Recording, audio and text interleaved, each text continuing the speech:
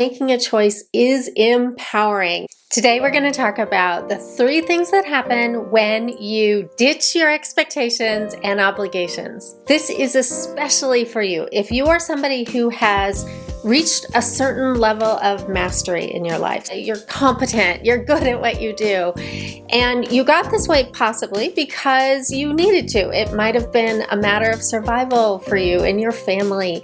You also might have come to this because you just had a deep need to be seen, and getting good at things was how you were able to make yourself known and come across as valuable and get those needs met. Today we're going to talk about how those expectations and obligations, whether they are put on you by yourself or by other people, how that impacts you over time. Tell me if this sounds familiar to you. So you're good at stuff, right? So people count on you to do it and they start to really rely on you. And at first, it feels pretty good, right? It feels like it's nice to be needed. It's nice to be recognized for being good at things.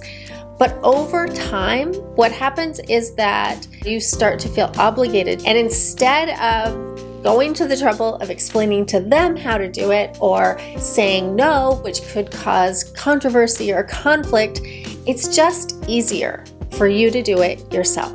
So you end up doing a lot of things in your life that feel like obligations or like you're doing them because you're expected to.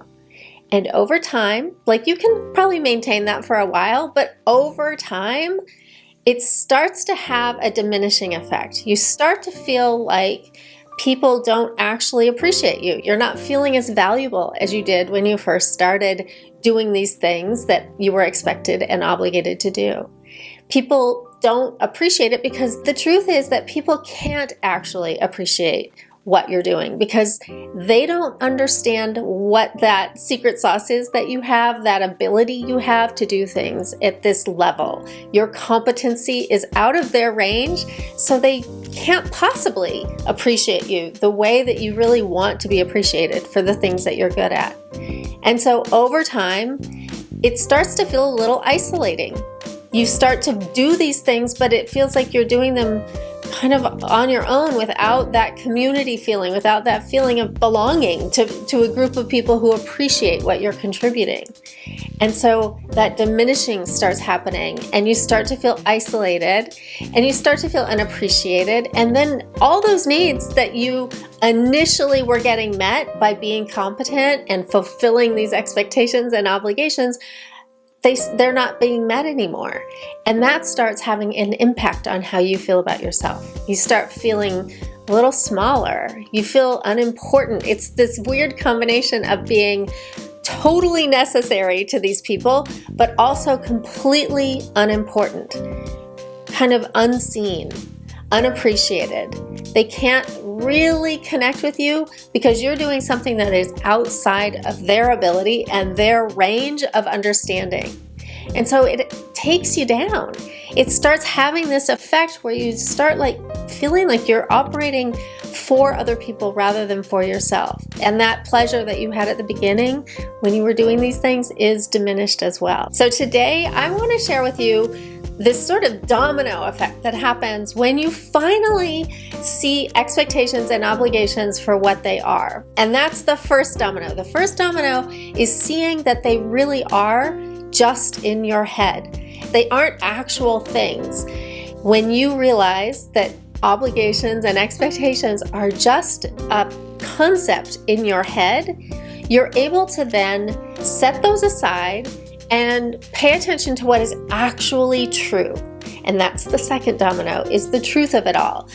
The truth may be that people want you to do certain things. The truth may be that they can't do certain things, and you are somebody who can. Those are truths that then you can work with.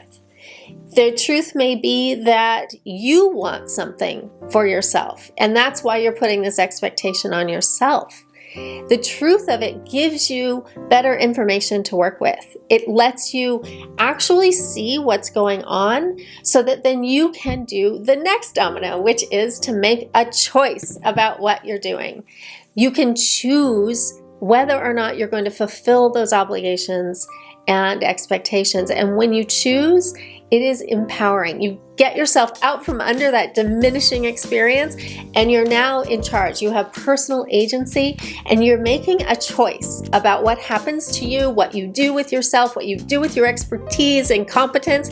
You're finally back in charge of it, and you're seeing yourself. Instead of needing other people to see you, you're starting the chain. You're starting it by seeing yourself and seeing your competence and deciding what you want to do with it and how you want to share it, what you want to do in your life. You may well decide to do the very things that people want you to do, but the difference is that it's no longer an obligation. It's no longer an expectation. When you hold these things as a choice that you're making, it changes the whole dynamic. It changes it from within you, and it also changes the dynamic with other people. And you get out from under that sort of diminishing feeling that you were kind of finding yourself in. And the best part is that you end up getting those needs met, those original needs that got you into this situation.